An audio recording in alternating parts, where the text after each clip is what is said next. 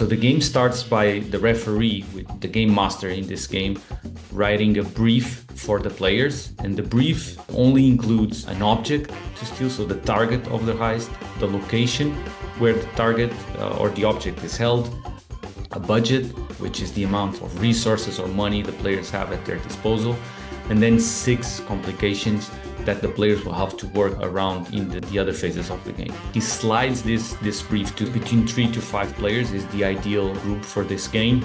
Will have to formulate their own plan for the heist. This phase, which we call the preparation phase, it takes about 1 hour, 1 hour and a half. So you don't have to rush it. It's an integral part of the game, and it's just the players devising and thinking about how they're going to pull off this heist. What they need to do in this phase, there's a plan sheet that comes with the game. It has space for 12 scenes that the players will be filling out. The first 2 scenes will be about infiltration. Then you have 4 scenes about deployment, another 4 scenes that are focused on the execution, and 2 scenes that are focused on the escape. And what players have to do here is they have to pick one of the complications to deal with in the infiltration stage, then 2 complications to deal with in the deployment phase, 2 complications to deal with in the execution phase, and finally last complication to deal with in the escape. And they can choose whatever they want. So the referee doesn't really have a say in this stage, other than negotiating obviously with the players how's the limits of certain things, but he is mostly listening to the players at this stage. And the players are invited to world build. They don't have to ask the referee if the guards are in a certain room or if they can have access to another room.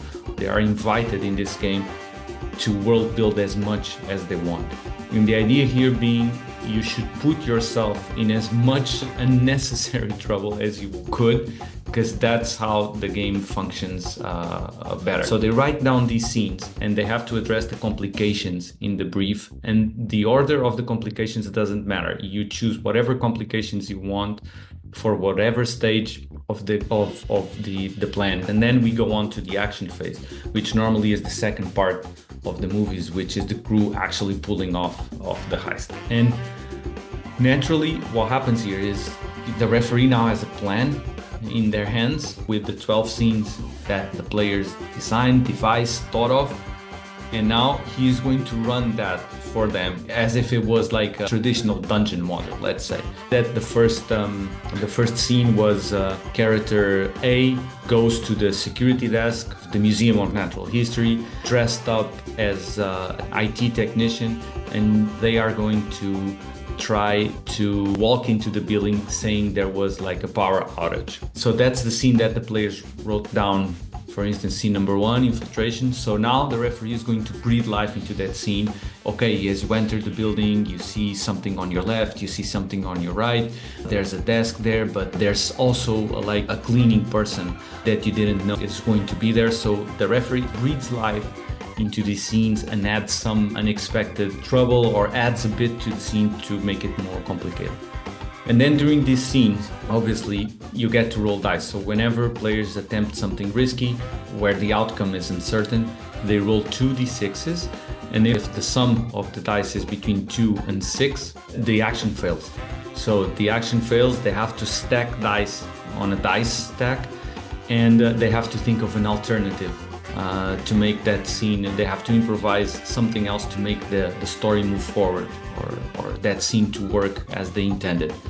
If they roll between a 7 and a 9, their action succeeds, but there's a small setback. They either buy a setback, which is something that the referee can use later on during the heist, or they succeed, but they have to stack dice on a dice stack. Finally, if they roll 10 or higher, they are successful, they did what they intended, and they can remove 1 die from the stack. Now, if the stack collapses 3 times during the heist is over. So the player characters are not successful, the crew is not successful in pulling off the heist. If they manage to not knock or make 3 towers, 3 dice stack collapses, they can pull off the heist. Players can buy a setback if they roll between 7 and 9, so their action succeeds, but they need to buy a setback. And the setbacks are stuff like, let's say a crew member was trying to climb a sheer surface in the location that is being robbed, and they rolled an 8, for instance. So they succeeded, they were able to do it. But instead of stacking dice in the tower, they go for a setback. The GM will simply say something like, okay, your feet slipped a bit, but you were able to rally on and continue, and you made it you did your climb and you made it to the rooftop. 2 or 3 scenes later, or whenever it seems appropriate, they are going to add an expected trouble from that scene from which the player bought a setback.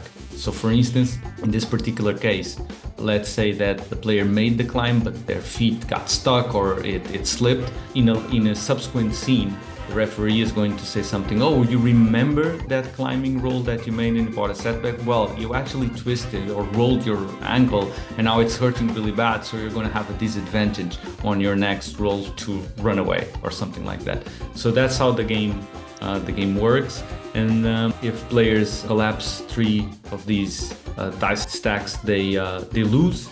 If they manage to go through the 12 scenes they wrote without making 3 dice stacks collapse, they win. So this is how the job works. If you have any questions, just keep sending those messages. Thank you.